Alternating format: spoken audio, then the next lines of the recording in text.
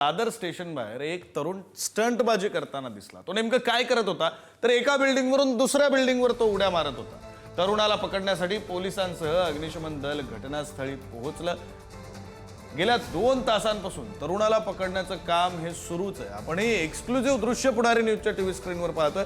हा तरुण नेमका असं का करतोय हाही प्रश्न आहे, मात्र त्याला पकडण्यासाठी मागच्या 2 तासांपासून प्रयत्न सुरू आहेत। पोलीस आणि अग्निशमन दल दोन्ही यंत्रणा या ठिकाणी पोहोचलेले। आपले प्रतिनिधी नंदकिशोर गावडे आपल्यासोबत जोडले गेलेले आहेत। आपण त्यांच्याशी या संदर्भात बोलूया। नंदकिशोर, काय कारण आहे हा तरुण नेमकी अशी स्टंटबाजी करतोय? 2 तास त्याला पकडण्याचा प्रयत्न सुरू आहे।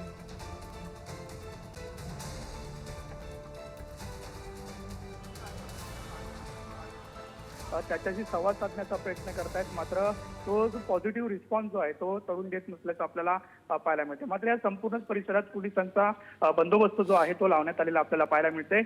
एकंदरीत ज्या ठिकाणी तो बसलाय, आपण जे दृश्य बघतोय त्याच्या खालती संपूर्ण अग्निशमन दलाचे जवान जे आहेत ते त्याला खालती उतरण्याचा सल्ला देत आहेत। मात्र गेल्या 2 तासापासून आपण बघतो की 2 बिल्डिंग कनेक्टेड आहेत आणि या बिल्डिंगवरून त्या बिल्डिंगवरती हा तरुण जो आहे तो उड्या मारत असल्याचं आपल्याला पाहायला मिळतोय। मात्र जे अग्निशमन दलाचे जवान आहेत ते करतात त्याच्यासोबत चर्चा करतायत। प्राथमिक माहितीनुसार हा जो मुलगा आहे तो खरं तर गतिमंद असल्याचं सुद्धा पाहायला म्हणजे तसं वाटतंय। मात्र एकंदरीत जर पाहायला गेलं तर याला उतरवण्यासाठी जे प्रयत्न आहेत ते अग्निशमन दल करत असलेले आपल्याला पाहायला मिळतात।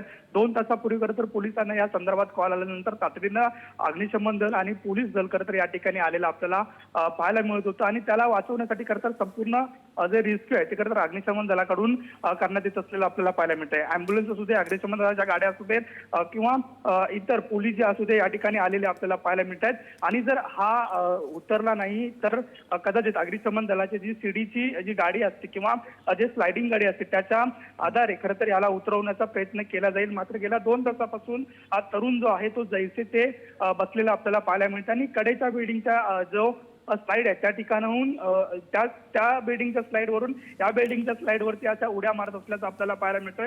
खरं तर वेगवेगळी संभाषणं करत असलेलं आपल्याला पाहायला मिळतं। मी परप्रांतीय आहे, मला माराल, अशा पद्धतीची बोलणं जे आहे ते खरं तर तरुणांकडून केलं जात असल्याचं आपल्याला पाहायला मिळतंय। मात्र सध्या अग्निशमन दल जे आहे ते तरुणासोबत चर्चा करतंय, खालती येण्याची विनंती करते। खरं तर जर खालती आला नाही तर अग्निशमन दल जे आहे ते खरं तर या तरुणाला रेस्क्यू करून खाली काढेल। विक्रांत, बरं, म्हणजे हा जो तरुण आहे तो कोणत्या मागणीसाठी आंदोलन वगैरे म्हणून हे सगळं करत नाहीये, बरोबर नंदकिशोर?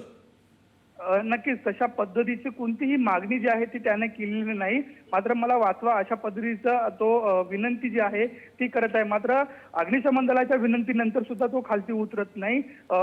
कदाचित गतिमंद असल्याची प्राथमिक माहिती जी आहे ती पोलीस देत असलेली आपल्याला पाहायला मिळतात। मात्र गेल्या 2 तासापासून हा संपूर्ण रेस्क्यू जो आहे तो सुरू आहे। अग्निशमन दलाचे काही जवान जे आहेत ते वरती सुद्धा जाऊन सांगण्याचा प्रयत्न करत असलेले आपल्याला पाहायला मिळतात। दोन्ही बिल्डिंगचे दोन्ही बिल्डिंग वरून खरं तर त्याला सांगण्यात येतं की खालती उतर। कडेला जर बघितलं तर खिडकी आहे, त्या खिडकीच्या आधारे सुद्धा त्याला सांगण्यात येतं की तुम्ही खालती उतरा। मात्र या संपूर्ण विनंतीनंतर सुद्धा जो तरुण जो आहे तो जैसे ते बसून असलेला आपल्याला पाहायला मिळतोय। खरं तर ह्या बिल्डिंगवरून त्या बिल्डिंगवर उड्या मारतोय। पाठीमागे जर पाहायला गेलं तर झाड आहे, त्यावरती सुद्धा त्यानं उडी मारलेली आपल्याला पाहायला मिळते। त्यामुळे गतिमंद आहे असं